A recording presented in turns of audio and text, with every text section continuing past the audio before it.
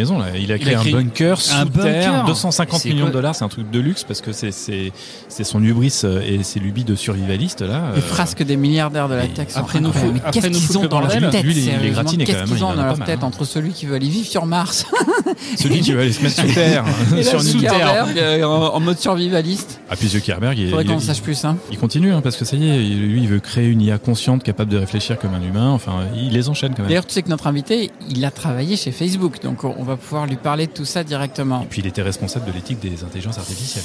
On va avoir moment. On va avoir quelques petites questions à lui poser, je crois. Est-ce qu'il pourra tout nous dire? On verra. Ils croyaient que nous ferions partie de leur évolution, mais ils nous ont créés, capables d'évoluer seuls. French Tech, esprit critique pour Tech Éthique. Bienvenue dans Trench Tech, le podcast qui aiguise votre esprit critique sur les impacts de la tech dans notre société. Thibault Lemann pour vous servir et toujours accompagné des excellents Cyril Chaudois et Mick Lévis. Salut. Salut. Yes. L'IA, nous en parlons beaucoup. Dans Trench Tech aussi, même si nous préférons dire les IA. Il faut dire que ce sujet est au cœur de nombreux enjeux sociétaux, géopolitiques, oui, politiques, économiques, environnementaux, philosophiques. Et il ne faut pas oublier l'éthique, bien sûr. Et les big tech, nous en parlons aussi beaucoup dans Trench Tech. Ah oui, évidemment, leur hégémonie, entre autres. C'est vrai, mais il y a aussi les nombreux services qu'ils couvrent. Mais grave, et leur prouesse technologique. Après, on ne va pas se mentir, il y a aussi les risques auxquels ils nous exposent. L'influence, la dépendance, les fake news, les deepfakes et j'en passe. À l'heure où nous comparons l'IA à l'intelligence humaine, à l'heure où nous voulons faire des IA qui nous ressemblent de plus en plus, à l'heure où nous voulons que ces IA progressent toutes seules, un peu à l'image de l'extrait de Ghost in the Shell que nous avons entendu en introduction, il est temps de se poser et de prendre du recul. C'est là encore une grande première dans Trench Tech 2024. Quand on vous dit que cette saison allait être au top, nous recevons cette fois-ci un philosophe, spécialiste de l'éthique et qui a travaillé chez une big tech, avec qui nous allons lui poser plein de questions. Oh, moi j'en ai plein en effet. Hop. Attends, me dis pas qu'on reçoit Hubert Etienne. Eh bah si, Hubert Etienne, qui est docteur en philosophie, expert en éthique de l'IA, enseignant à Sciences Po, auteur notamment du livre Le sens de l'État, comprendre la crise politique par la modalité fiscale aux éditions Belles Lettres. Et il a également travaillé sur l'éthique de l'IA pendant 4 ans chez Meta, la grande maison Facebook. Et aujourd'hui, il est aussi PDG de la discrète entreprise de conseil au gouvernement Quintessence AI. Avec lui, nous allons voir ce qui l'a poussé à rejoindre un géant et comment ça se passe l'éthique chez eux. Nous allons bien entendu parler éthique dans l'économie numérique et se questionner pour savoir si c'est un mythe ou une réalité. Et enfin, nous allons nous interroger pourquoi il est nécessaire que les philosophes intègrent le monde de l'entreprise. Dans cet épisode également, nous allons avoir 2 chroniques que vous allez juste adorer. La tech entre les lignes de Louis de Diesbach qui va revenir sur l'allégorie de la caverne. Et la philotech où Emmanuel nous parlera du paradoxe du bateau de Thésée. Bonjour Hubert. Bonjour. Salut Hubert. Salut. Comme la tradition l'oblige, est-ce qu'on peut se tutoyer ? Allons-y. C'est parti pour le grand entretien. Trench Tech, esprit critique pour Tech Éthique. Alors Hubert, comme nous l'avons dit en introduction, c'est pas souvent, et c'est même peut-être la première fois que nous recevons dans Trench Tech quelqu'un qui est passé par une big tech, et plus encore, qui a travaillé sur les sujets d'éthique chez ces big tech. Alors, avant de comprendre pourquoi tu y es allé, peux-tu nous dire ce qui t'anime dans la philosophie en général et l'éthique en particulier ? Oula, on part directement sur une vaste question. Direct. Ouais, par contre, fais gaffe, t'as pas plus de 30 secondes par question. Il y a un quota chez nous comme ça. Grande question, petite réponse. Non, vas-y.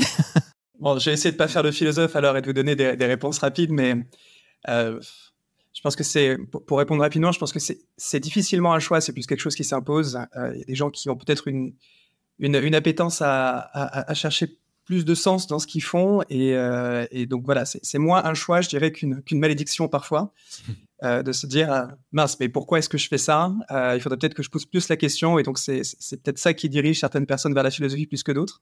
Après, dans mon cas, ce qui m'a ramené plus vers les questions d'éthique, pour moi la question d'éthique, elle est juste fondamentale, c'est la question d'où découlent toutes les autres questions, c'est-à-dire comment est-ce que je dois me comporter, comment est-ce que je dois agir, pourquoi. Comment est-ce que je définis ça?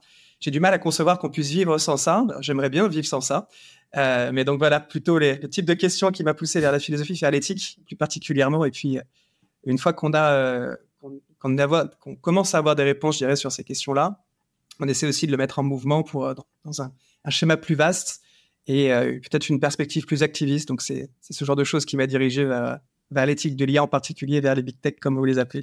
Alors, moi, ce que j'aime, d'abord, j'aimerais juste qu'on note tous qu'on a la chance de côtoyer pas mal de philosophes depuis le début de Trench Tech. Et il n'y en a pas un seul qui ne te dit pas à un moment donné, bon, je vais essayer de ne pas faire mon philosophe. Donc, ils sont tous philosophes. Je vais essayer de ne pas faire mon philosophe. Ça en dit long quand même sur l'opinion publique vis-à-vis des philosophes. Et le deuxième point que je voulais ajouter, c'est, bon, donc maintenant, on a bien compris que tu l'avais plutôt subi que choisi d'une certaine manière. Les faits de la philosophie se sont penchés sur ton berceau et ont dit, toi, il faudra que tu réfléchisses pour les autres. Et donc, la deuxième question qui est beaucoup plus serrée, beaucoup plus anglais, mais pas si simple que ça à répondre. Pourquoi tu allais faire ça chez une big tech alors? Pourquoi chez un géant de la tech? Et nommons-le, on a le droit. Oui. Tu étais chez Meta, c'est ça, la maison mère de Facebook. Je suis rentré en 2019, donc ça s'appelait encore Facebook. Et je pense que la question, honnêtement, elle n'est pas tellement pourquoi y aller, mais plutôt comment, parce qu'en fait, je connais quasiment personne, en fait, aucun philosophe qui travaille sur ces questions qui n'aimerait pas y être. Donc, moi, ça s'est joué d'un concours de chance et de circonstances particulières, mais je pense qu'il y a aujourd'hui, en tout cas pour toute une nouvelle génération de philosophes, une vraie volonté d'aller sur le terrain et une vraie compréhension de se dire, mais en fait, ces nouvelles technologies, si on est juste en université dans son petit département de philosophie, alors, on peut aller visiter les collègues qui sont au département d'informatique, c'est déjà une belle ouverture. Mais si on reste en fait dans un entre-soi pur, dans une tour d'ivoire, comme les philosophes l'ont fait pendant longtemps, on n'est plus du tout pertinent en fait. On ne comprend pas ce qui se passe. On n'est donc pas pertinent pour penser ces questions-là. Ça ne veut pas dire qu'il faille devenir expert en machine learning pour pouvoir commencer à faire de la philosophie de l'IA, mais ça veut dire qu'il faut quand même comprendre un minimum qui sont les gens qui travaillent dessus, pourquoi, dans quel environnement et quels sont les technos sur lesquels ils travaillent.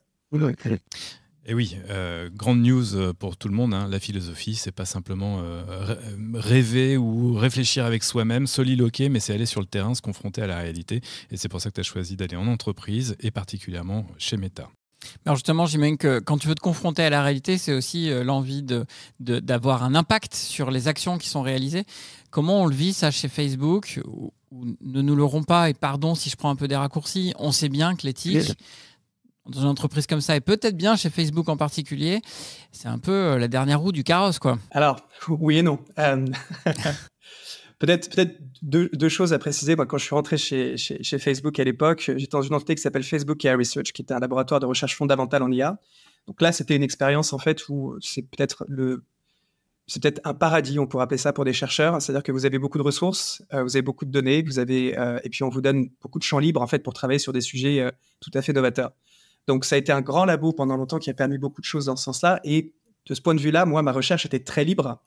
J'ai pu travailler sur à peu près tous les sujets que je voulais, que je trouvais intéressants, dans une grande liberté. Ça, d'un point de vue de recherche, c'est super. D'un point de vue impact, un peu moins, parce que vous êtes dans un labo de recherche fondamentale. D'accord. Okay. Après, j'ai transitionné sur une autre équipe qui s'appelle Responsible AI, qui s'appelait, parce qu'elle n'existe plus depuis 2 ou 3 semaines. Et là, c'était beaucoup moins de recherche, beaucoup plus d'impact géré sur les produits, parce que j'étais en charge de gérer l'éthique pour... voilà, mettre en place l'éthique pour tous les produits d'IA générative de la boîte. Mais pour répondre à votre question, donc l'éthique, c'est important. Je pense que Meta s'en rend plus compte que beaucoup d'autres, parce que typiquement, il y a des éthiciens et des philosophes. Moi, je ne connais pas d'autres entreprises, à part Google, où il y en a. Donc, on peut leur jeter la pierre, et je ne serai pas le dernier à le faire, mais je pense quand même qu'il faut leur reconnaître ça. Et puis, l'autre point, c'est, bon, évidemment, c'est comme toute entreprise. Vous avez des considérations, vous avez différentes équipes qui essaient de pousser leurs points, puis c'est une négociation à la fin. Mais est-ce que quelque part, parce que tu dis effectivement ils ont des philosophes, mais du coup est-ce que vous vous sentez pas un petit peu comme un faire-valoir en étant là? On parle de Facebook, c'est quand même l'entreprise à qui on a connu Cambridge Analytica et tout ce qui s'en est suivi autour de l'élection de Trump, autour du Brexit en particulier. On parle des Facebook Files où il y a eu des fuites incroyables. On parle de toutes les fuites de données avec les dizaines et les centaines de partenaires de Facebook. On parle du même Facebook qui sait pertinemment qu'il fait du mal aux adolescentes et qui continue à alimenter les moteurs de recommandation, les swaps infinis et compagnie, alors qu'il sait très bien que ça fait du mal à la santé mentale de ses principaux clients, de ses principaux utilisateurs. Donc tu vois, ma question elle est aussi personnelle pour toi, pour comprendre. Tu te sens pas des fois un peu comme un faire-valoir dans une organisation comme ça? C'est une bonne question. Je pense que c'est une question que tout éthicien entreprise doit se poser. Est-ce que je suis encore dans l'action ou est-ce que je suis dans la représentation? Dans mon cas particulier, j'ai fait assez peu de représentation. Je faisais que de la représentation pour présenter mes recherches, en fait. Donc, toujours des choses qui étaient choisies. On m'a pas utilisé comme faire-valoir à ce niveau-là. Les autres éthiciens n'ont pas été utilisés comme faire-valoir non plus, à ma connaissance. Enfin, on a été 3. Et donc, voilà, ma réponse rapide serait non. Je dis pas que c'est pas le cas pour d'autres entreprises. En tout cas, dans mon cas personnel, ça n'a pas été le cas. Tu n'étais pas en représentation pour eux, ça on a bien compris, mais je pense que peut-être Mick, je parle sans vouloir le faire à ta place, mais faire valoir, c'est peut-être cette notion de ethics washing, le fait même de dire qu'on a une direction de l'éthique, ou en tout cas des gens qui s'en occupent, avant de les licencier, parce que tu viens de le rappeler toi-même, la division dans laquelle tu étais finalement n'existe plus. Microsoft, en 2023, le jour même où OpenAI sort GPT-4, vire l'ensemble des éthiciens qui étaient en charge de l'éthique de l'IA. Enfin, globalement, tous ces GAFAM qui avaient des éthiciens ont fini par les sortir. Tu peux citer aussi Twitter quand il a été racheté par Musk. Effectivement, les éthiciens faisaient partie aussi de la première vague. Donc, est-ce qu'à un moment donné, c'est pas un argument un petit peu marketing et puis Alors, messieurs, par contre, on va pas tous les mettre dans le même panier. Twitter, ça n'a rien à voir. On est encore dans autre chose. Restons entre gens sérieux. Non, mais je vois tout à fait votre point. C'est une question qui est absolument fondamentale. Déjà, un petit peu de précision. Certaines équipes ont été licenciées. Je suis complètement d'accord avec vous. Il y a eu une razzia l'année dernière. Maintenant, pour l'équipe Responsible AI de Meta, en fait, elle a été transférée. Il y a une autre équipe qui a sauté l'an dernier. Pour Microsoft, il y a effectivement une équipe qui a sauté, mais l'éthique est encore faite dans une autre division qui s'appelle Office of Responsible AI. Donc, il y a des réarrangements. C'est-à-dire que effectivement, j'abonde dans votre sens. Il y a beaucoup moins de gens qui travaillent là-dessus que ça n'a pu être le cas. Ça vient aussi sans doute du contexte actuel. Vous savez qu'il y a quand même un contexte qui est difficile, en particulier pour la tech en ce moment. Oui, ce ne sont pas les seuls qui ont été licenciés, effectivement. Il y a des charrettes entières. Mais je pense que celui qui résume très bien ça, c'est Peter Thiel, dans son très grand livre From Zero to One, où il dit en fait, il y a des entreprises, quand elles ont plein d'argent comme Google à ce moment-là et comme Meta, embauchent d'éthiciens en se disant, on va peut-être penser au futur de l'humanité. Et puis quand elles sont rappelées à l'ordre par les réalités du marché, c'est peut-être les équipes qui sont les moins utiles à ce moment-là, en tout cas. C'est clair.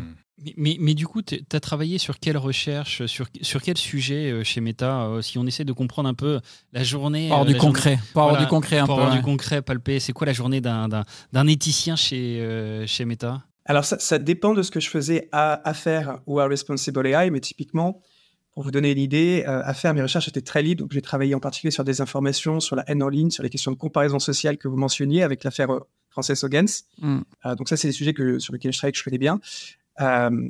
Et une journée type, on va dire, ça dépend complètement, parce que j'enseignais à côté, je faisais beaucoup de choses, mais ça, en général, c'était de la lecture philosophique. Donc, je vais lire Aristote et les autres amis le matin, et puis l'après-midi, c'est plutôt de l'analyse de données, de la rédaction de papier. Voilà à peu près une journée de chercheur. Je comprends, mais ça va être le rêve de tout philosophe. Effectivement, le matin, tu étudies les grands philosophes et l'après-midi, tu peux les appliquer sur un terrain de jeu fantastique à l'échelle de l'humanité. Tu m'étonnes. Je ne suis pas philosophe, mais ça m'intéresserait aussi. C'est clair. Mark Zuckerberg, il a lu Aristote? Non, mais blague à part, Mark Zuckerberg et l'éthique, ça fait bon ménage en vrai? Alors je le connais pas personnellement, donc je ne saurais pas répondre à sa place. Je ne sais pas s'il a lu Aristote, mais je sais que Peter Thiel a lu Aristote. Ça en fait au moins un. Ouais, et puis on reste sur des gens quand même, mine de rien, assez cultivés. Je pense qu'il ne faut pas trop tomber dans des caricatures. Alors ma question, c'était pas tellement ça, mais c'est-à-dire que quand on connaît l'origine du projet, en matière d'éthique ou en matière de morale, d'ailleurs ça pourrait être intéressant qu'un philosophe nous éclaire sur la différence qu'on peut faire. On y reviendra, je crois. C'était pas forcément le premier truc auquel on aurait pensé. Enfin, c'était plus ça le sens de ma question.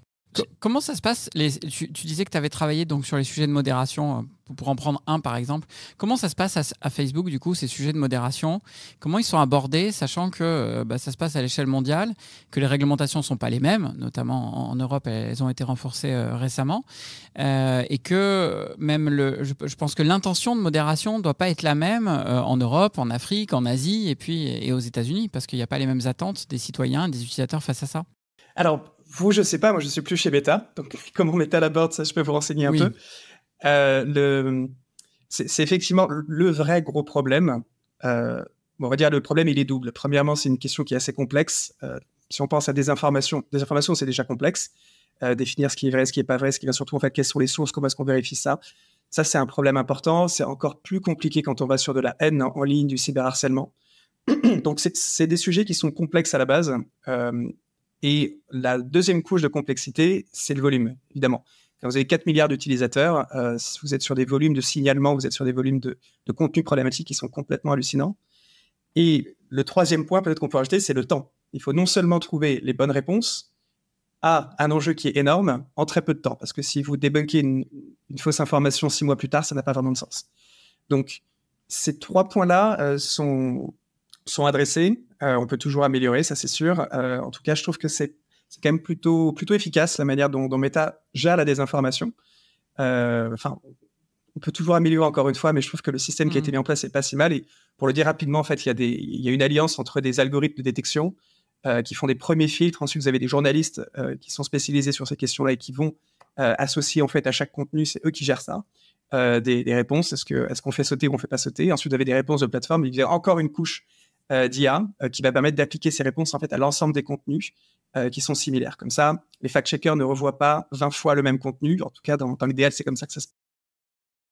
Et comment ça se passe? Je voudrais revenir aussi, tu nous disais que tu avais travaillé sur l'affaire Frances Haugen, je crois que c'est ça son nom. Oui. Enfin, j'ai pas le bon accent, mais je crois que c'est ça. Donc sur l'image qu'ont les adolescentes en particulier, quand elles sont constamment exposées à des contenus où c'est des femmes qui se mettent vraiment en avant, très sexualisées, très belles, très maquillées, etc., et que du coup ça renvoie une image négative, en particulier à certaines adolescentes qui pourraient être fragiles ou autres. Bon, tu fais cette découverte-là, tu disais que tu avais travaillé sur ce sujet. Vous faites cette découverte, vous comprenez ce mécanisme-là au sein du labo, vous en faites un papier de recherche qui est maintenant connu. Mais comment ça se passe? Moi, si j'étais en entreprise, je ferais un beau PowerPoint, j'irais voir mon patron, il faudrait que je remonte ça au CODIR, et puis ensuite au CODIR, on discutait de ce qu'on ferait par rapport à ça. C'est pareil? Chez Facebook, ça marche aussi comme ça? Alors, ça dépend si c'est dans les équipes de recherche ou dans les équipes de recherche produit. Ouais. Il y a des remontées qui sont différentes parce que les organisations n'ont pas le même but. Mais ils ne travaillent pas sur les mêmes sujets. Moi, je n'ai pas travaillé en particulier sur l'image des jeunes là-dessus. Je travaille de façon plus générale sur comprendre en profondeur, on va dire, la psychologie et la construction des réseaux d'influenceurs, le type d'influence qui se dégage de ces choses-là. D'accord. Après, donc je ne veux pas me prononcer trop sur cette recherche parce que j'étais pas dedans. Par contre, il y a juste un point qui me paraît important, c'est que, deux choses à notifier. Premièrement, c'est qu'il y a des recherches qui étaient connues de Meta, notamment une super chercheuse de Meta qui s'appelle Moira Burke, qui travaille sur ces questions, qui a publié sur ces questions. Je voudrais juste dire aux sénateurs américains que parfois, il suffit juste de faire une recherche Google et de voir que Meta a publié là-dessus. Et le deuxième point, c'est que, en fait, c'est pas une nouveauté que les jeunes se comparent les uns les autres. En philosophie, on connaît ça depuis plus de 2000 ans. Donc, imaginez que ça passe aujourd'hui par Instagram et par d'autres réseaux. Bon, ça paraît à peu près évident. Ça ne veut pas dire que je ne cautionne pas du tout ce qu'a pu faire Meta là-dessus, mais c'est pas une découverte fondamentale. Je veux dire, c'est quelque chose qui aurait dû être adressé depuis longtemps. Finalement, c'est une transposition de quelque chose de très connu dans le monde et dans les outils modernes, quoi. C'est ça que tu es en train de... Avec sûr. la notion de masse que tu évoquais tout à l'heure. C'est-à-dire que l'accès en masse à ça a provoqué, je crois notamment, on l'évoque assez souvent cet exemple, l'accès, ou en tout cas une demande d'accès à la chirurgie esthétique pour ces jeunes filles avec ce qu'on a appelé l'Instagram dysmorphia. Je veux ressembler à justement Kim Kardashian ou je ne sais qui. Et il y a quand même des répercussions au-delà de la santé mentale aussi sur le physique parfois. Absolument. Après, mon point, c'était plutôt, vous allez dans n'importe quel cours d'école, vous savez qu'il y a des gens qui sont harcelés. Le harcèlement scolaire, c'est une horreur, mais oui. Je pense qu'on a tous vu ça. Je connais personne qui a pu passer vers un lycée en disant je n'ai jamais vu ça. Donc aujourd'hui, les gens utilisent des téléphones, maintenant ils utilisent les réseaux sociaux, ça me paraît évident qu'on passe aussi par ce type de vecteur-là. L'avantage, je dirais, la nouveauté, c'est peut-être qu'on a un moyen d'action qui sont différents. On peut travailler sur les réseaux sociaux comme on ne pouvait pas le faire avant en temps de monde réel. J'ai une petite question assez courte sur ce sujet-là, puisque tu l'as souligné au tout début de cette séquence sur le fait que tu es arrivé en 2019 chez Meta, donc quasiment à la sortie de l'affaire, on va l'appeler comme ça, Cambridge Analytica, mais également pendant la période des Facebook Files. Comment est-ce que ça a été vécu, ça, à l'intérieur ? Alors, cela en particulier, moi, sur les plus de 4 ans que j'ai passé à Veta, il y a eu beaucoup de scandales, des plus gros, des plus petits. Je pense que c'est évidemment à chaque fois un choc en interne et il y a des répercussions sur les équipes, sur les de recherche, il y a des choses qui changent, sur les procédures de recherche aussi. Maintenant, ça reste une entreprise qui, a la particularité je dirais que le scandale, c'est quand même un peu devenu son quotidien. Donc, la manière dont les équipes fonctionnent aussi en interne sont impactées par ça. On s'y habitue, en fait. Oui, mais c'est un réseau social. Ça fait partie du business du quotidien, quoi, en fait, c'est ça. Quand vous regardez le business aussi, les réseaux sociaux, c'est une économie du scandale, tout comme le journalisme, tout comme la politique. Donc, c'est un business qui se nourrit du scandale. C'est normal que les gens s'adaptent à ça, je dirais. Je pense en français que des portes ouvertes ici, mais non, c'est intéressant. Moi, je n'avais pas réalisé, mais formuler comme ça, c'est vraiment intéressant. Que c'est un business du scandale, c'est vrai. C'est un peu comme les médias. Nous aussi, tu as vu, on n'arrête pas de chercher le scandale avec toi là, sur toute cette séquence. On a vraiment centré cette séquence en profitant d'avoir un insider de Facebook, il faut se le dire.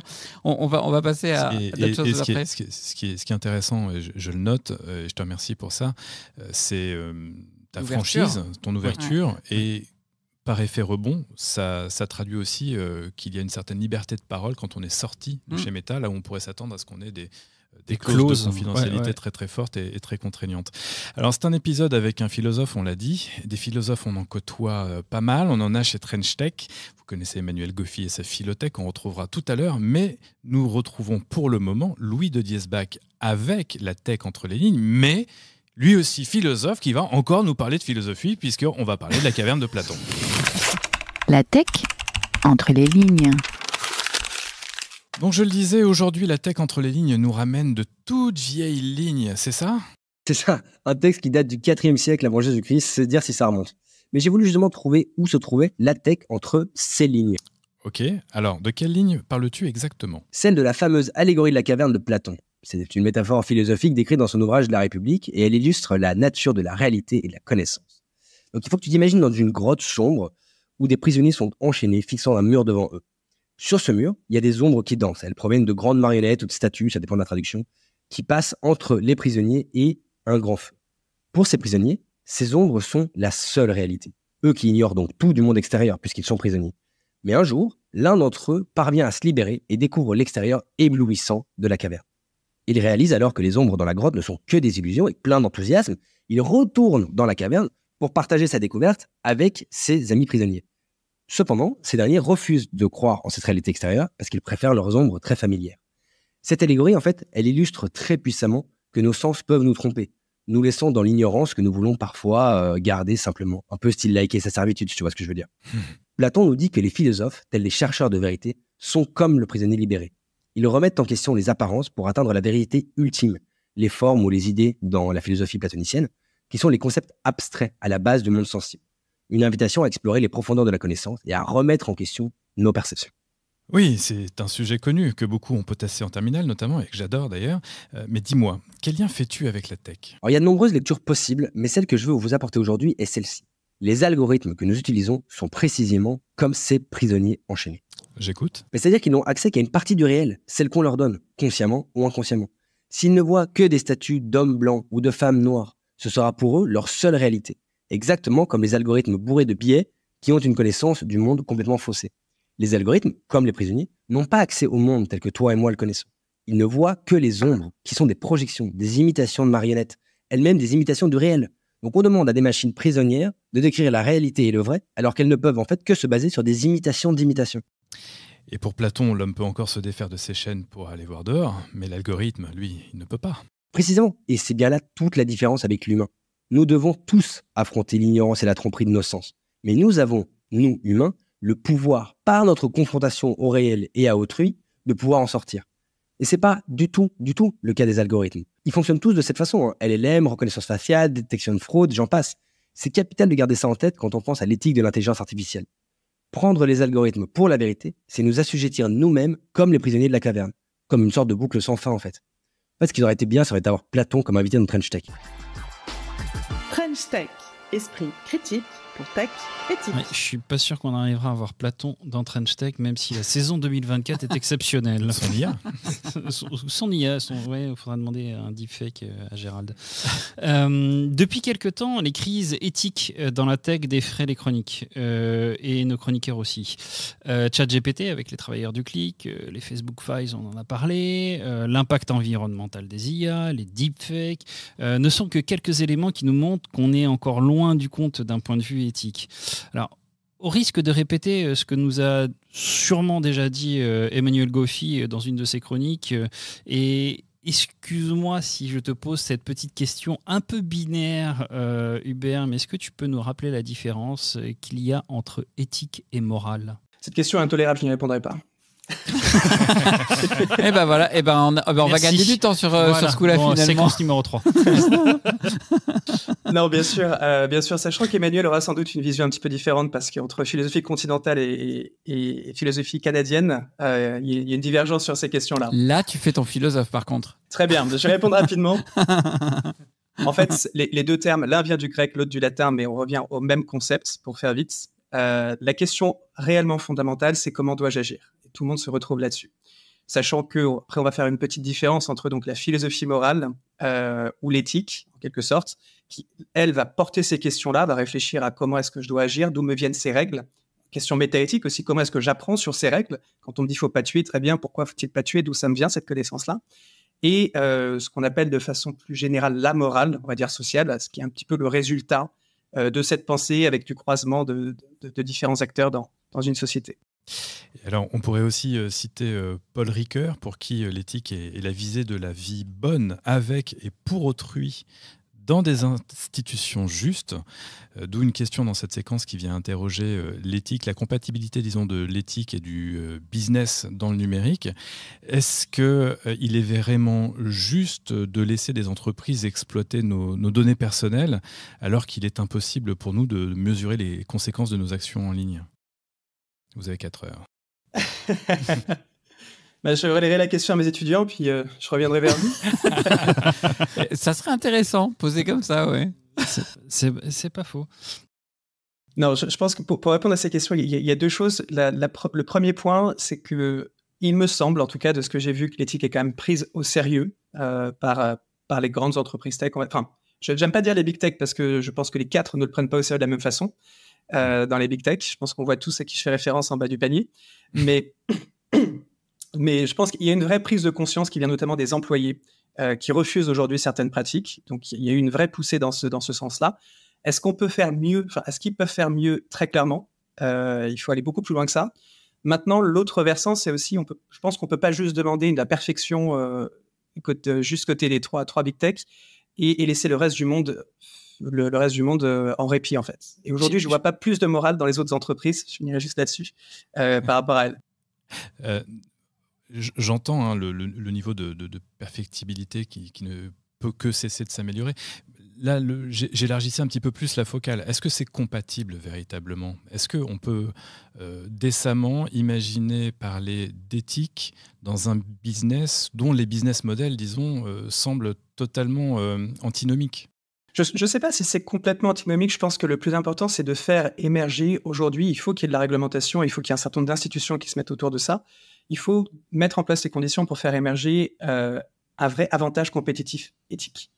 C'est-à-dire une absence relative de monopole sur certains secteurs, mais aussi des institutions qui vont relayer certains scandales et dire, voilà, on va valoriser les entreprises qui s'engagent dans certains sens par rapport à d'autres.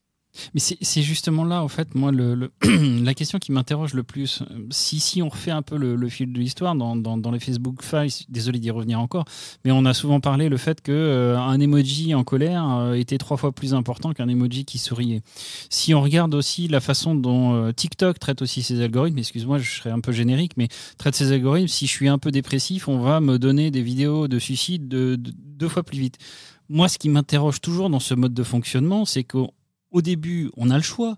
On a le choix, c'est pourquoi est-ce que j'ai mis un x3 sur mon emoji qui est râleur alors que j'aurais pu faire exactement le même choix sur un emoji sourieur? Pourquoi est-ce que je propose des vidéos de suicidaires à quelqu'un qui est dépressif et que je lui donne pas des vidéos qui lui donnent envie, au contraire, de chanter la vie, comme dirait l'autre? Mais pourquoi est-ce qu'on fait ces choix toujours antinomiques? Enfin, moi, c'est ça qui me surprend le plus.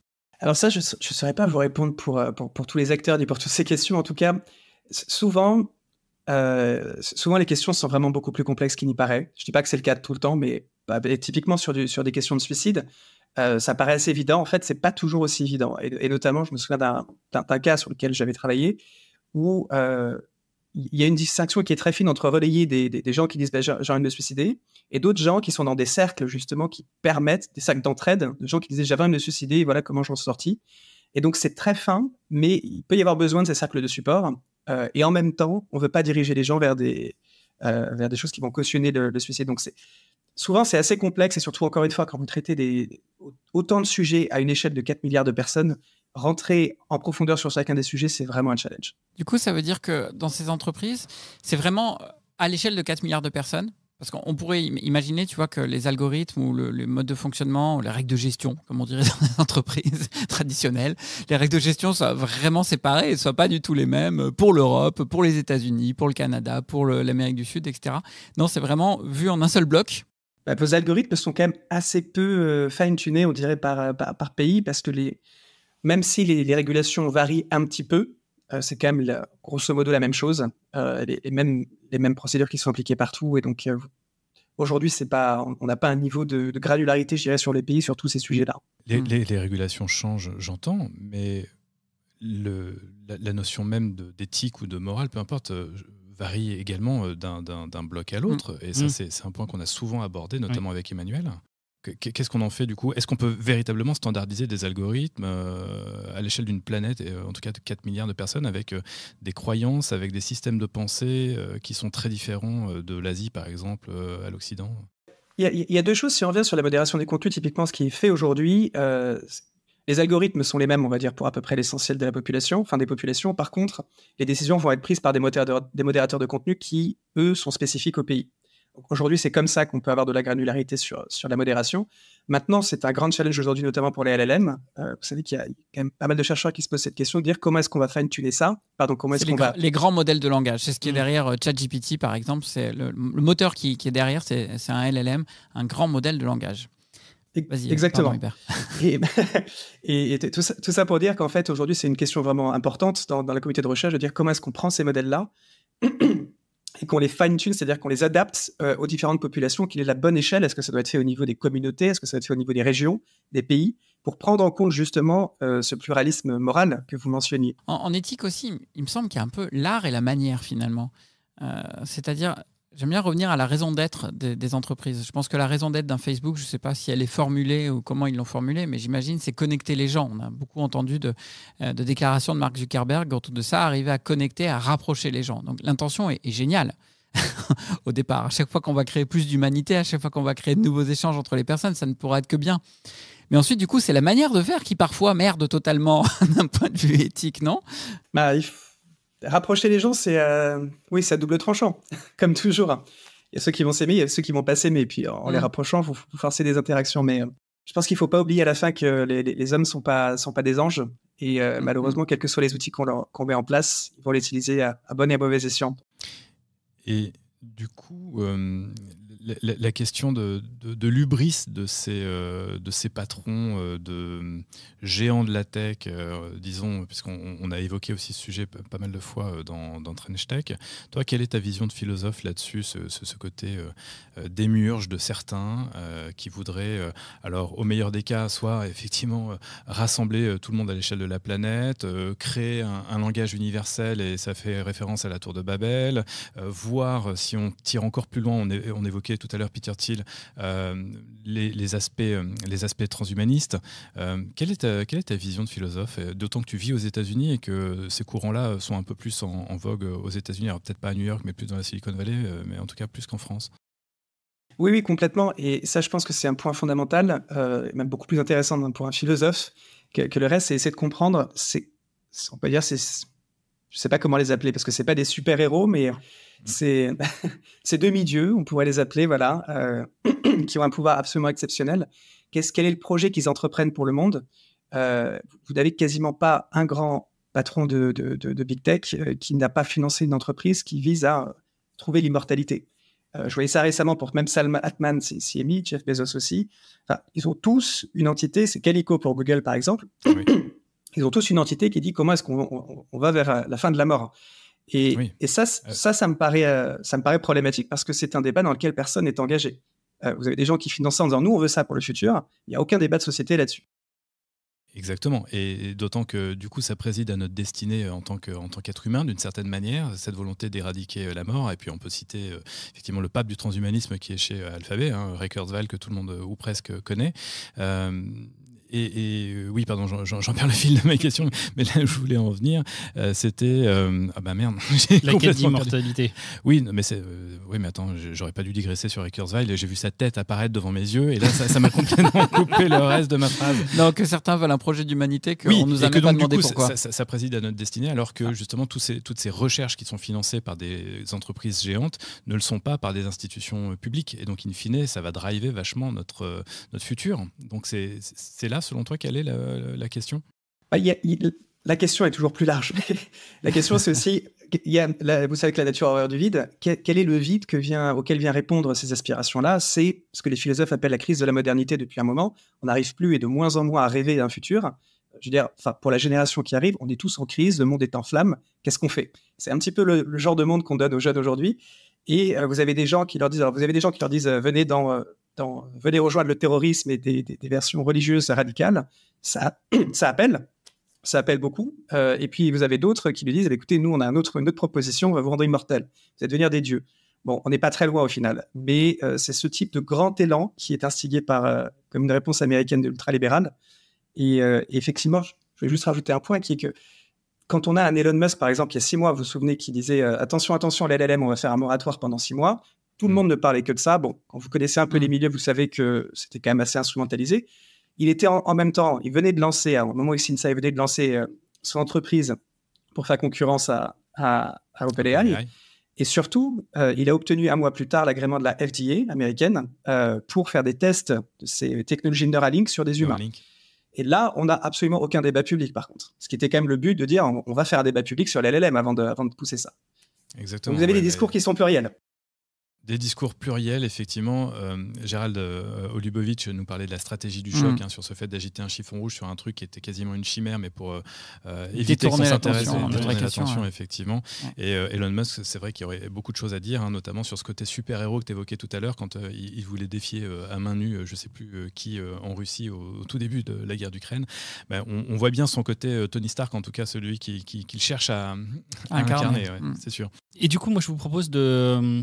faire une petite pause, de se balader un petit peu au Japon et puis de voir avec Emmanuel ce qu'on appelle le paradoxe du bateau de Thésée. De la philo, de la tech, c'est Philotech. Alors aujourd'hui, Emmanuel, tu vas nous parler d'un roman de Rie Kudan, romancière japonaise qui a reçu un prix pour son livre La Tour de la Compassion de Tokyo. Et tu veux revenir en spécifique sur une de ces phrases qui a défrayé la chronique littéraire, car elle dit que 5% de ce récit sont des phrases créées par l'IA que j'ai reprises telles quelles. Est-ce que tu peux nous en dire un peu plus ? Alors la première chose qu'il faut préciser, c'est que le prix Akutagawa, c'est le plus prestigieux prix littéraire japonais, l'équivalent de notre Goncourt, ce qui explique d'ailleurs la portée de la déclaration que tu viens de citer. Et Rie Kudan, elle a en effet expliqué que pour écrire son roman, elle a, je la cite, employé tout le potentiel de l'IA pour l'écrire. Et que donc, une partie, 5% de celui-ci, est constituée de phrases construites par ChatGPT. Alors du coup, on a fait l'objet d'une condamnation sans appel, mais surtout sans savoir. Ce qui pose d'ailleurs la question de l'arbitraire d'une condamnation qui est au moins aussi inquiétante sur le plan éthique que l'utilisation de ChatGPT. La question qui se pose, c'est essentiellement de savoir si un auteur qui produit une œuvre littéraire avec l'aide d'un système d'IA générative en est toujours l'auteur et par voie de conséquence s'il ou elle est éligible à une récompense. En d'autres termes, est-ce que utiliser une IA génératrice de texte pour écrire un livre, c'est tricher ? Alors pour Jean-Baptiste Andrea, qui est le lauréat du Goncourt 2023, la réponse semble évidente. La pratique est inadmissible au motif que, dit-il, l'autrice n'est pas l'autrice de 5% de ce livre, il y a, je le cite, tromperie sur la marchandise, il y a tricherie. Ouais, mais ça, c'est ce qu'il dit. Mais du coup, c'est triche ou pas triche? Alors, il y a 2 éléments à prendre en compte pour répondre ou essayer de répondre à ta question. D'une part, il est clair que la condamnation en tricherie, elle repose sur une parfaite méconnaissance du roman de Riekudan et un manque volontaire ou non, d'ailleurs, d'objectivité.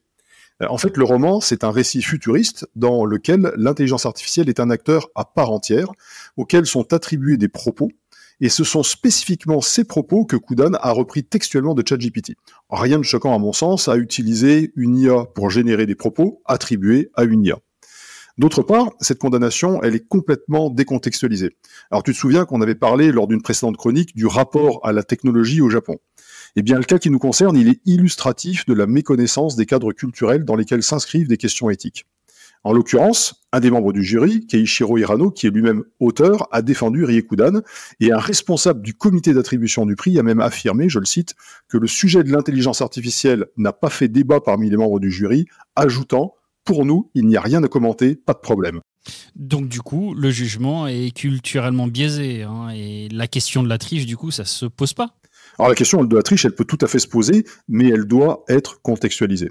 En tout état de cause, il est intéressant de constater qu'au-delà même de l'utilisation de ChatGPT, c'est le naturel avec lequel Riekudan a fait sa déclaration qui a surpris les commentateurs occidentaux. Ce qui montre bien le différentiel d'approche du sujet entre le Japon et l'Occident. Alors l'anathème dont l'autrice est frappée, il est arbitraire et clairement biaisé. Mais la question de la triche, elle reste pertinente. On pourra se demander à quel moment un travail qui utilise des éléments fournis par un système d'intelligence artificielle est considéré comme n'étant plus attribuable à son auteur. Alors, clin d'œil à mon ami Enrico Panay, ça me rappelle le paradoxe du bateau de Thésée qui pose la question de savoir à partir de quel moment le bateau qui a subi des réparations au cours du temps n'est en fait plus le bateau de Thésée, puisque certaines de ses parties ont été remplacées ou restaurées et ne sont donc plus originales. Alors le seul moyen de se positionner reste de délibérer et de faire preuve d'esprit critique. Et si Jean-Baptiste Andrea, le récipiendaire du prix Goncourt, avait écouté TrenchTech, eh bien il n'aurait certainement pas pendu arbitrairement sa consoeur japonaise haut et court. TrenchTech, esprit critique pour Tech Éthique. Alors Hubert, nous on te voit à l'écran, on te voit réagir en même temps à nos chroniques. Est-ce que tu as envie de réagir sur la chronique d'Emmanuel, que tu connais je crois en plus? Oui, que je connais bien, c'est un bon copain. Toujours très pertinent, je vois. Et c'est clair. C'est vrai qu'aller chercher des réponses dans les mythes, c'est souvent intéressant. Ouais, c'est joli, on l'aime bien, on le garde, on lui fait la bise au passage. D'ailleurs, je sais que tu connais aussi Julien De Sanctis, avec qui je suis connecté en ce moment même, et il te salue. Julien De Sanctis qu'on a reçu dans TrenchTech en saison. Voilà, Bon, tout le monde est là. Tout le monde est là. Tout le monde est là. On t'écoute tous. Bon, Hubert, pour revenir à nos moutons, il faut pas se mentir quand même. Hein. Pour beaucoup de personnes, les philosophes, c'est les profs de lycée avec des souvenirs plus ou moins mitigés, éventuellement un prof de fac. Pour beaucoup, c'est surtout des rats de bibliothèque, complètement déconnectés de la réalité. D'ailleurs, pourquoi on leur demanderait leur avis finalement à ces rats de bibliothèque? Ils voient même pas le jour.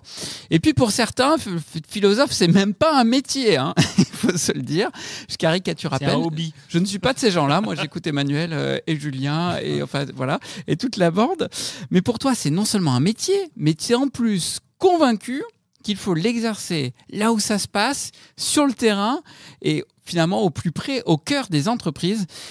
Quelle est ta démarche? Parce que c'est vrai qu'on croise assez peu de philosophes. Ça fait 23 ans que je suis dans le monde de l'entreprise. J'ai rarement fait des meetings avec des philosophes. Ils arrivent. On les voit. Philosophers are coming. Gros disclaimer là-dessus. Mais non, je pense qu'il y a une question de génération surtout sur ces sujets-là. Qui est, je peux vous parler de mon cas personnel rapidement, mais je pense que l'appétence dont je vous parlais, il y a des gens qui sont plus portés vers la philosophie que d'autres. Voilà. Mais on a aussi un effet générationnel et je salue du coup Julien, on est de la même génération et je pense qu'on a eu les mêmes aspirations. Il a aussi fait sa thèse en CIF, donc il est parti en entreprise pour faire de sa philosophie. Et je pense qu'il y a une nouvelle génération qui dit, en fait, c'est très bien, on a envie de faire de la philosophie parce que c'est comme ça qu'on voit le monde. Moi, je ne vois pas le monde différemment. Je ne peux pas le voir différemment. Et en même temps, pour faire des expressions présentielles, et en même temps, le monde brûle autour de nous et on se dit, nous, on peut pas se permettre juste de rester dans une université à lire des bouquins jusqu'à la fin de nos jours. Donc, comment est-ce qu'on concilie les deux? Quelles sont les méthodes qu'on doit développer? Et puis, comment est-ce qu'on fait en sorte aussi que les gens comprennent et écoutent ce qu'on a à dire en termes de philosophie? Ça, je pense que c'est une vraie réflexion. Et ça, tu dis que c'est assez récent, finalement. C'est une question pour toi générationnelle. Vraiment, la philo en entreprise, on n'en parlait pas il y a 20 ans, 30 ans, je sais pas. Ou écoute, est-ce qu'on l'a raté? Je vais te donner un exemple. Quand j'étais en fin de Master 2, j'avais un très grand professeur en face de moi qui nous parlait de quand C'était il y a combien de temps ta fin de Master 2? Juste qu'on resitue les gens. Attends, tu vas te faire mal, là, Mick. Il doit y avoir, je sais pas, peut-être 6-7 ans, quelque chose comme ça. D'accord. Ah, ça fait mal, merde, putain. Et donc, ce grand ponte de Kant, qui nous parlait de Kant depuis tout un semestre, nous dit, mais vous savez, là, aujourd'hui, il est en train de se passer des crimes de guerre, il y a des viols de masse dans des conflits, et Kant ne nous aide pas là-dessus. Et je le regarde un petit peu médusé, je vois toute l'audience qui le regarde médusé en disant, bah oui, mais nous, on a compris ça. Et là, j'ai vu vraiment un décalage générationnel entre la vieille garde, on va dire, de philosophes qui pensaient encore que la philosophie et la pensée allaient changer le monde, et les plus jeunes philosophes qui disaient, en fait, on a compris que personne ne nous écoutait là-dessus, que la philosophie purement abstraite devait se doubler d'applications concrètes, sinon on n'allait rien changer. Donc je pense qu'il y a un enjeu, vraiment, vraiment générationnel, et il y a un contexte aussi qui fait qu'on est obligé de s'engager un petit peu plus. Justement, parce que est-ce que c'est générationnel ou est-ce que justement la technique maintenant, alors forcément on va parler de technique, mais est-ce que la technique a été tellement poussée qu'il est plus possible de faire autrement? Dit autrement, on voit bien qu'aujourd'hui la planète brûle, tu l'as signalé, et donc du coup on n'a plus le choix que de s'en préoccuper. Et là finalement on a poussé la technique tellement loin que oui, effectivement, vous êtes obligé de sortir de la caverne, pour faire une petite référence, et venir prêcher un peu dans le public les choses qui sont nécessaires, parce que ça brûle. Il y a prêché, il y a développé un discours. Je pense qu'il y a 3 choses. Là, je vais faire mon philosophe. Non, commence par la première. Non, la première, déjà, c'est se dire pourquoi est-ce que plus personne nous écoute, et se dire, en fait, peut-être qu'il y a autre chose à faire que écrire des livres et puis parler de concepts abstraits. Donc, il y a une question sur les méthodes. Il y a une deuxième qui est aller au contact, je dirais, du monde qui change. Donc ça, c'est ma démarche plus de terrain, aller vers les entreprises. Ça sert à rien de parler de technologie si on n'a jamais mis les mains dedans. Et puis la troisième, c'est aussi se dire comment est-ce qu'on développe des moyens d'action. Parce que écrire un bouquin, c'est bien, mais ça change pas le monde. Enfin, peu de livres changent le monde. C'est aussi quels sont les types d'analyses qu'on va faire, quels sont les types de résultats qu'on peut pousser, où est-ce qu'il faut les pousser, envers quelles personnes, pour essayer d'avoir des petits impacts qui, on espère, vont s'aligner sur le long terme. Donc la philosophie, c'est avant tout une affaire d'engagement pour essayer de transmettre des clés de lecture à qui veut bien s'en emparer pour repenser le monde et le penser PEN-SER également. C'est ce que l'on s'attache aussi à faire avec TrenchTech. Pour beaucoup PEN ou PAN? Repenser PEN et penser comme un pansement soigné, effectivement. Les deux. Parce que tu as dit PN-SER, du coup, j'étais là. Merde, il manquait une lettre. Je suis fatigué. Tu mets le A ou le E, tu fais ce que tu veux. C'est justement, c'était le doublement. Tu choisis. Voilà. Non, c'était bien les deux, effectivement. Merci d'avoir mis à plat mon jeu de mots. Non, mais on va être sûr. Mais bon, donc revenons-en à nos moutons. Pour beaucoup, un philosophe, c'est aussi quelqu'un qui crée des concepts. Et tu viens d'évoquer toi-même, justement, peut-être ce décalage qui peut exister avec l'ancienne garde et la nouvelle. Pour autant, je crois que tu as la paternité d'un concept qui est l'éthique computationnelle. Alors, la philosophie computationnelle. La philosophie, pardon, computationnelle. Mais effectivement, alors, j'ai pas dit qu'il fallait plus, ou peut-être que je l'ai dit, mais il fallait pas, qu'il fallait plus créer de concepts. J'ai juste que c'est plus suffisant aujourd'hui. Donc, il faut absolument garder cette réflexion théorique qui est, je dirais, profonde, mais il faut aussi la doubler aujourd'hui de moyens d'action, voire des spécialisations entre philosophes, parce qu'on peut pas tout faire non plus. Mais je pense que les deux sont nécessaires. En tout cas, il y a ce nouveau type qui émerge, il me semble, et j'espère, qui va continuer à émerger. Sur la philosophie computationnelle, il y a pas de quoi casser trois pattes à un canard, comme on dit dans le GER chez moi. Mais l'idée, c'est plutôt de dire, en fait, c'est plutôt une résultante de mon expérience en disant, voilà ce que j'essaie de faire, voilà quels sont le type de méthodes que j'essaie de pousser, voilà ce que je comprends du monde de l'entreprise et de moyens d'avoir une action là-dedans. Et donc, voilà, c'est on va dire, ce sont une nouvelle façon de pratiquer la philosophie pour qu'elle ait un impact. Comment tu la définirais, cette philosophie computationnelle? Ça consiste en quoi? Ouais. Alors, ça consiste en gros en 3 choses. La première est toujours 3 choses. Hein. C'est ternaire, c'est philosophie. Thèse, antithèse, synthèse. Allez, vas-y. Et commence toujours par la première, vas-y. Alors, on va commencer par la conclusion. Ah merde. Non, la première, c'est encore une fois aller sur le terrain. Je pense que ça, c'est tout à fait nécessaire. Et puis, moi, mon directeur de thèse, qui lui, engagé vers une philosophie de terrain, disait on ne connaît pas la vraie question avant d'arriver sur le terrain. C'est-à-dire que vous pensez que vous allez arriver chez Meta pour traiter telle et telle question. Vous arrivez sur place, vous comprenez l'environnement, vous comprenez ce qui est en place, les gens, pourquoi ils pensent comme ça. Et quand vous arrivez à faire sens un petit peu de cet environnement, vous dites, en fait, c'est pas du tout la question que j'avais. La vraie question, elle est là. Et là, vous changez de sujet, vous arrivez sur un sujet qui est important. Avec les C'est exactement comme quand tu lances un business. Tu penses que le besoin du client, c'est ça, et c'est qu'en te confrontant au besoin du client réel que tu changes ton idée de business. Donc ça, c'est en un, il faut aller sur le terrain pour se confronter à la réalité. Accepter le pivot, exactement. Mais en prenant garde à ce que le pivot soit pas dans le mauvais sens, parce qu'après, il y a l'influence du milieu qui fait que vous pouvez être tenté de partir sur des mauvaises questions. Donc le premier point, c'est ça, c'est être au contact du réel. Je pense que c'est absolument nécessaire. Le deuxième point, c'est de se comprendre aussi avec humilité qu'on ne pourra pas tout changer tout seul. Donc il faut être collaboratif. Donc c'est une philosophie qui est éminemment collaborative. On n'est pas tout seul à penser dans sa chambre. On pense à plusieurs de façon transdisciplinaire. Il faut qu'il y ait un machine learner à côté de soi, il faut qu'il y ait des statisticiens, il faut qu'il y ait des économistes. Il faut pouvoir hybrider les modes de pensée pour créer des solutions en fait qui ont valeur dans les différents champs épistémiques. Je suis un petit peu technique, mais vous voyez ce que je veux dire? On ne convainc pas. Bien sûr. On voit bien que tu es très loin du rat de bibliothèque que je décrivais ironiquement avant qu'on se lance dans les questions. Donc ouais, on voit très bien. Et donc troisième point? Juste sur ce point rapidement, c'est qu'on ne va pas convaincre en tant que philosophe avec des arguments philosophiques un informaticien. Lui, il pense de façon générale, il pense avec des méthodes quantitatives. Il faut passer dans le champ du quantitatif pour lui parler. Donc, il y a une transmission et une traduction à faire de type de connaissances. Et le troisième point, je finirai là, c'est produire de la recherche à impact, c'est-à-dire des connaissances quasiment de combat, on pourrait dire. Si vous voulez changer quelque chose dans une organisation, il faut amener une preuve. Pourquoi ça marche pas? Pourquoi on peut faire mieux? Et donc, le but, en tout cas, de la philosophie computationnelle, c'est d'aller au bon endroit pour accéder aux bonnes ressources, pour faire émerger les bonnes connaissances, en tout cas les connaissances cibles, qui vont permettre de pousser un changement dans un sens. Je la résumerai comme ça. De terrain, collaborative et de la recherche pour produire des connaissances de combat. Et comment ensuite tu fais pour que ça soit un véritable levier à impact dans les décisions? Je reviens sur la finalité de l'entreprise et les moyens. On l'a bien vu sur Facebook. Moi, je le vois dans d'autres entreprises. On voit régulièrement dans les médias. Un Sanofi, par exemple. Je trouve ça hyper paradoxal. À la fois, c'est une entreprise qui est là pour sauver les gens, pour penser avec un A, Monsieur Cyril, pour penser les plaies, pour sauver les gens, pour améliorer la santé. Tu vois, la finalité, on peut difficilement faire mieux. Et à la fois, c'est une entreprise qui en réalité est totalement orientée vers le business, vers la finance, vers le fait d'aller constamment sur les molécules qui rapportent le plus d'argent, etc., etc. Il y a eu moult scandales dont on a tous entendu parler. Donc comment on peut réconcilier tout ça en s'appuyant sur la philosophie et le type d'approche que tu proposes? Alors, Déjà, je dirais qu'il y a toujours un rapport de force dans l'entreprise, n'est-ce pas? Une entreprise, c'est là pour faire de l'argent, sinon, c'est pas là. Oui. Maintenant, si on veut qu'il y ait de l'éthique dedans, il y a des rapports de force entre différentes équipes, et au mieux, on peut espérer un équilibre assez plutôt haut sur l'éthique, mais c'est un équilibre. Donc, et c'est simple, je dirais, moi, si j'étais au rêne de Facebook, Facebook n'existerait plus dans 3 ans. Je voudrais juste faire de l'éthique, rendre le monde meilleur, ça serait sans doute un enfer absolu. Donc, il faut qu'il y ait différentes personnes avec différents poids.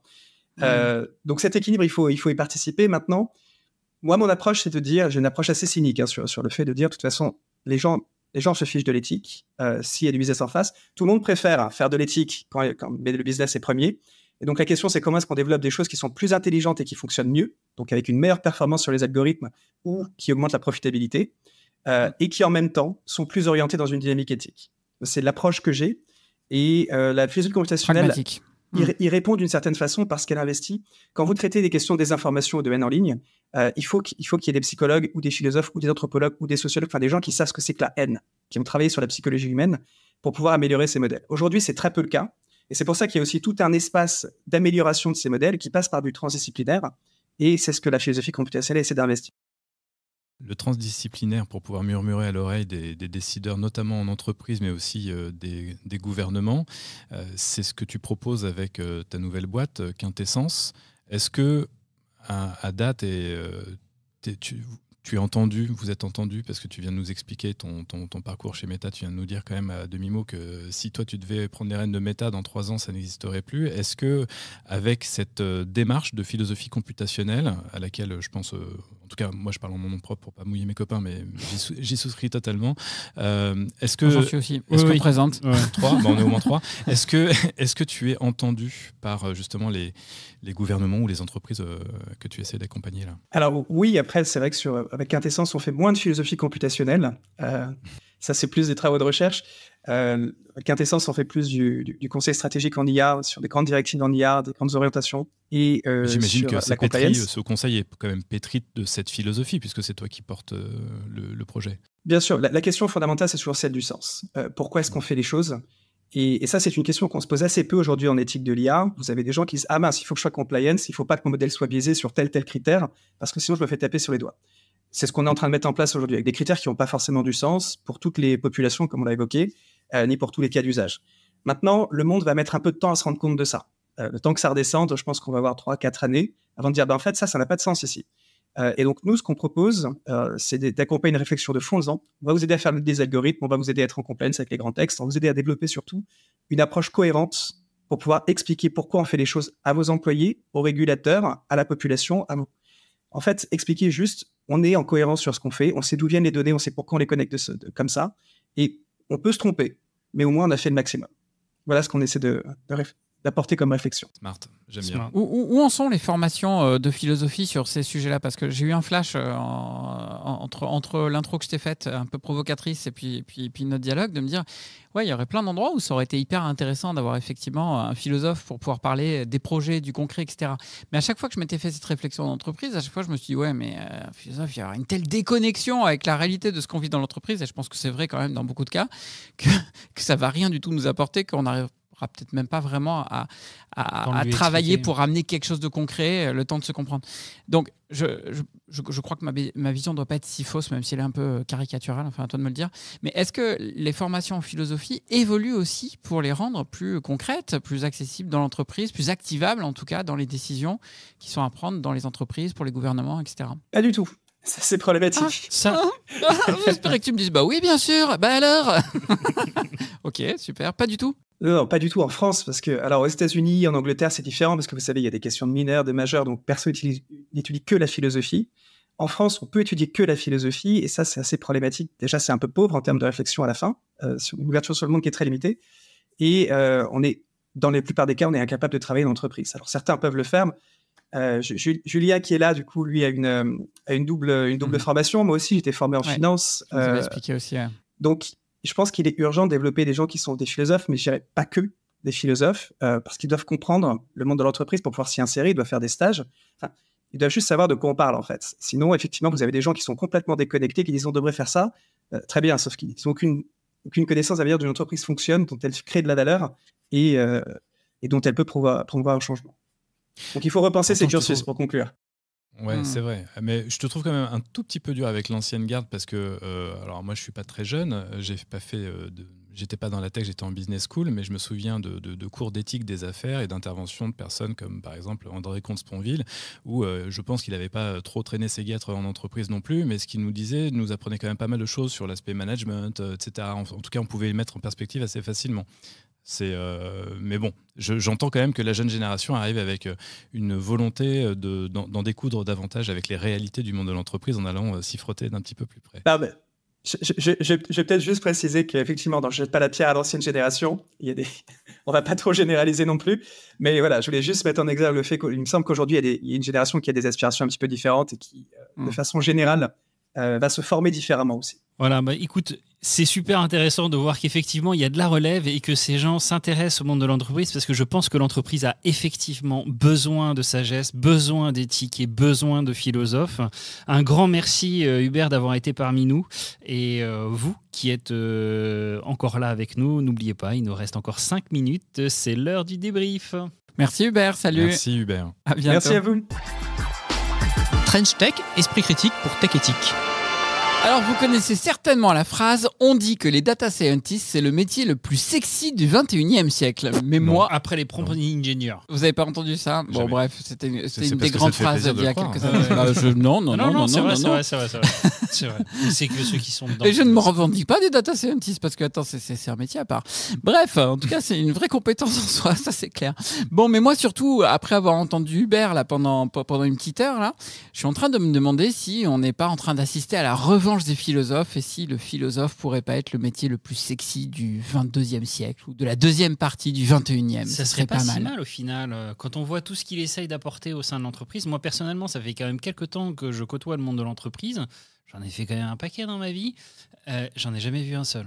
Ah ouais, alors moi j'en ai peut-être croisé un tout petit peu plus que vous, mais j'avoue que ouais, c'est probablement le métier le plus sexy du 21e siècle. En tout cas, quand on voit les jeunes philosophes que l'on croise, qui sont plutôt bien sous tout rapport, beaux gosses, qui savent bien parler, qui sont jeunes et qui ont une envie féroce de changer le monde, et le monde de l'entreprise en particulier, ouais, c'est carrément philosophie sexy. En fait, ce qui est intéressant, c'est qu'effectivement, ils ont besoin de sortir, on va dire, des librairies, sortir des bibliothèques pour justement essayer d'ancrer un petit peu plus dans le réel. C'est ça souvent qu'on reprochait à la philosophie, c'est ce côté un peu distant et leur besoin aujourd'hui de se confronter au réel. Je trouve ça vraiment génial. Enfin, c'est une dynamique et une force qu'on n'a pas souvent vue, et c'est ça que moi je retiens vraiment dans cette... Et sur ce champ de la philosophie du réel, comme tu dis, de la philosophie de terrain, là on a été servi quand même.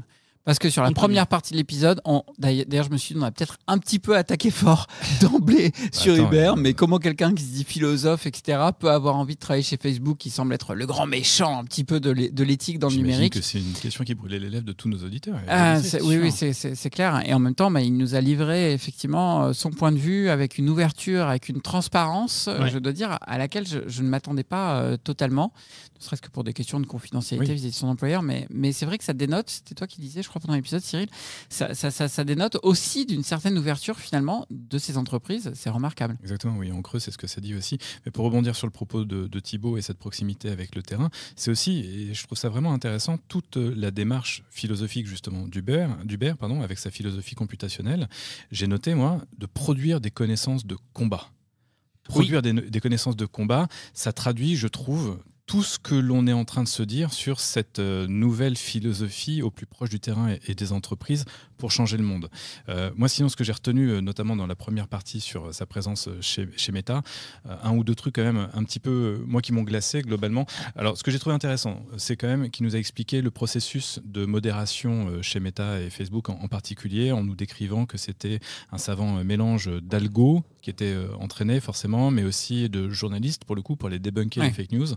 Ça, c'était assez intéressant parce qu'on a rarement l'occasion de passer derrière le rideau.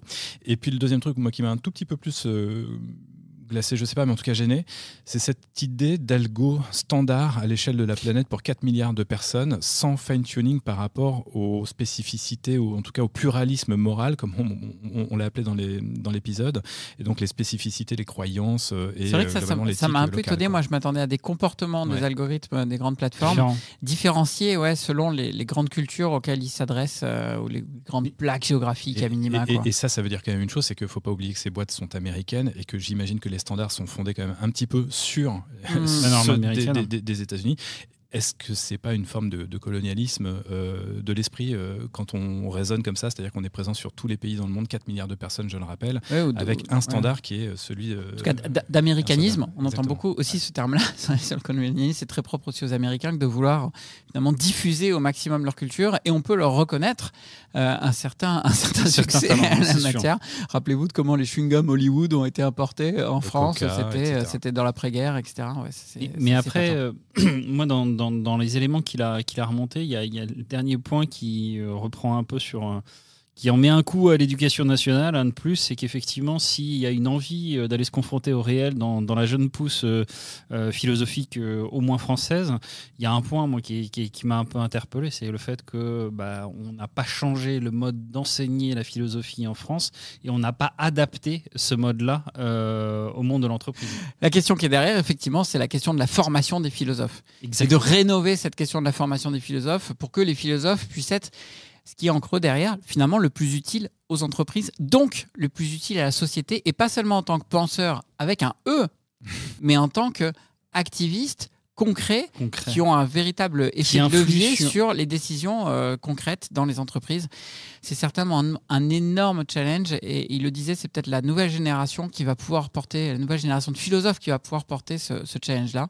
Peut-être que Hubert finira prof, hein. Produisons des connaissances de combat, en tout cas. C'est tout ce qui ou influencera les bonnes entreprises pour penser le monde de demain avec un E ou un A, comme vous voulez. French Tech. Et voilà, plus ou moins 60 minutes viennent de s'écouler et normalement, votre regard sur la philosophie computationnelle est désormais un peu différent car les enjeux éthiques que soulève l'environnement technologique dans lequel nous baignons méritent notre attention à toutes et à tous.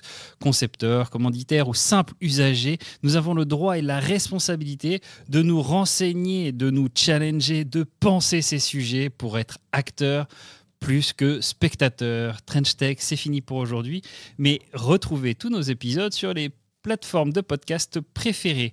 Et comme l'a écrit André Comte-Sponville, la philosophie est une pratique discursive qui a la vie pour objet, la raison pour moyen et le bonheur pour but. Il s'agit de penser mieux pour vivre mieux.